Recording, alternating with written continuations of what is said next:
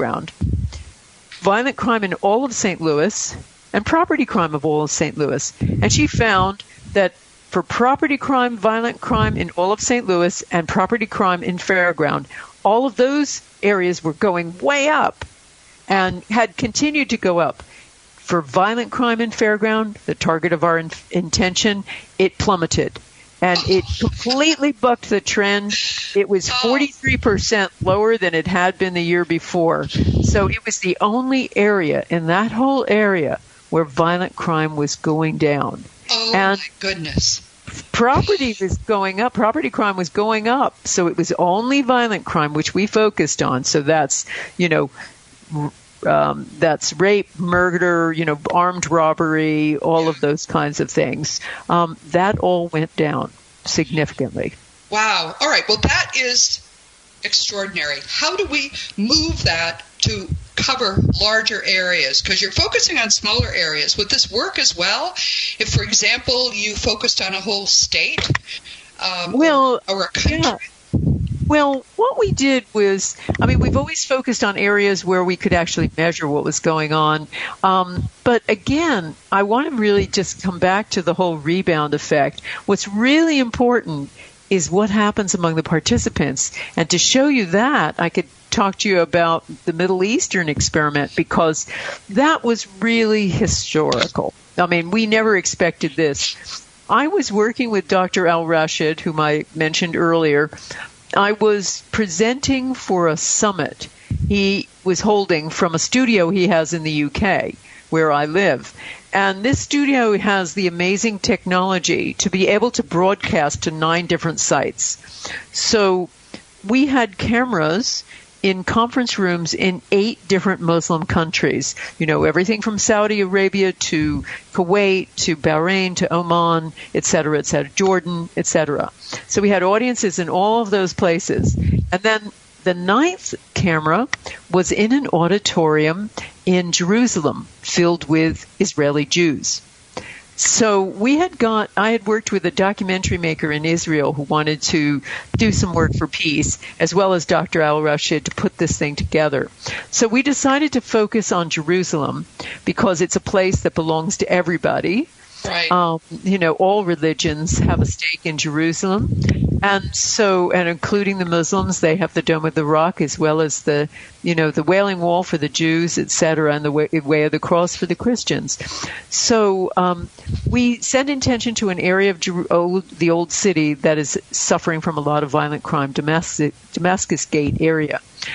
But here's the interesting thing. Because of the technology, I could be beamed into all those different audiences, but I also saw there were 9 different screens up at my place at any one time, and I could call on different people in the different countries to speak, and they would be heard by everybody else. And the Arabs started, we had people from different Arab countries saying to the Jews, "Your God is my God. I love you." And the other ones were saying, the Jews were saying back to the Arabs, "We love you, sister. This is enough of this violence. We need to get together." I was sitting there with Dr. Al-Rashid, and our mouths were open. And the story broke all over the Middle East. We had MPs from Kuwait saying, "This is the way forward." We had journalists in Jerusalem and in Israel saying it's measures like this that are going to get over the war, and not political things.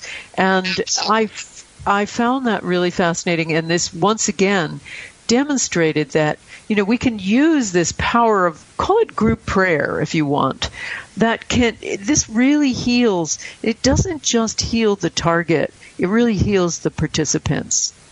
That's the most extraordinary thing I've heard in quite a while. These people who have been throwing rocks at one another, I'm amazed. So it affected them too. Was that a longer effect? Did you talk to them afterwards, or would you do that at a later experiment? Well, they are affected. They have been affected. They are really resolved to try to work things out, despite what's going on with the political situation. They are, they want peace, and they have been touched by it. And the Arabs said to me later, some of the Arab women said, "You don't understand how profound this is for us. I mean, we have never actually even seen Jews. We are told they have horns growing out of their head. Oh. So the idea that they can connect together and talk back and forth, the Jews and the Arabs, was just amazing. So we're doing this again in the autumn. We're doing another Middle Eastern experiment, and it seems to be more necessary than ever. So we want to involve, people around the world. And we did in this last one, it wasn't just the Jews and the Arabs who took part. I also ran it live on my YouTube channel, and we had people from all over the world doing the same at the same time. That is so wonderful. This is just a seed, everyone. She started with a seed with plants. She's starting with a seed of peace with people, and it's already bearing fruit. Now, I know they always say when they show you something amazing, don't try this at home. Well, we can try this at home, and Lynne is going to tell us how we can. Well, in my book, The Power of Eight, I have scaled all of this down to little groups of 8. And I've been working with groups of 8 for 10 years now, too. And what I have found is extraordinary healing that goes on just in little groups of 8, where you have somebody in the group with some sort of health challenge, or even outside the group, and the group is just sending intention to that person. And I've documented thousands now of people who have had amazing healings. A woman with stroke who couldn't focuses her eyes perfectly after this. A woman who was scheduled for knee replacement. She could do a deep squat afterwards. Her knee was wobbling all over the place. A woman who had a dislocated shoulder, and the shoulder shifted right back during the little intention. So this is something in my book, The Power of Eight, has complete instructions for how to set up your own little group of 8 and to do this for yourself, for your loved ones, for people outside the group. And you don't even have to be present with the people. I have, with my website, lynnmctaggart.com/forum, that forum enables people to set up virtual groups, and we have hundreds of groups forming, where you can just put a notice up saying, hey, I'm in this time zone and I need some other people to be part of my group of 8, or join an existing group that's going on. And, people are having and recording amazing results. So how did you choose 8? I mean, I remember that when I read the book, but that was 6 months ago. You've chose it as an optimal number. Well, it was by accident. I mean, I wasn't sure how to scale this down to a workshop. So I was kicking it around with my husband, and I said, I don't know, maybe I'll just put people in groups of 8 and have them send healing intentions to a member of the group. It was totally random. So if you only have 6, it might work. Oh, no, it works. Right, it works. Right. Oh, yeah. It is like a Goldilocks number, Roberta. It's kind of not too big and not too little, but it'll work with 5 or more. And I always think 12 or less, because once you get more than 12, it starts becoming a little unwieldy. It is. Now, you're going all over and teaching this, aren't you? If someone's listening to this right away, how could they get in touch with you? Or what's your website first? And then where can they find out what you're doing now? Okay, LynneMcTaggart.com.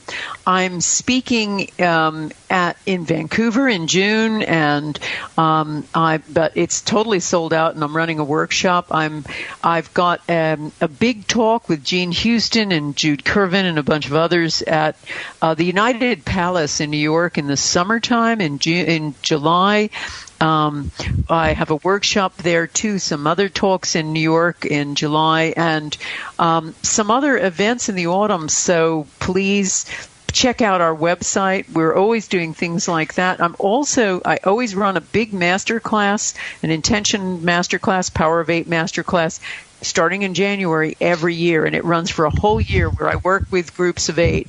And also I'm running a big webinar called Become a Better Healer with the Power of 8, which is really focused. It's an advanced course focused for healers of all persuasions, whether it's alternative practitioners, nurses, doctors, people who try to do healing in their lives. And it's really getting people to focus on how their thoughts and the client or patient's thoughts are affecting their healing or not, and what to do about it. And also how to use groups to to really maximize and amplify your effects.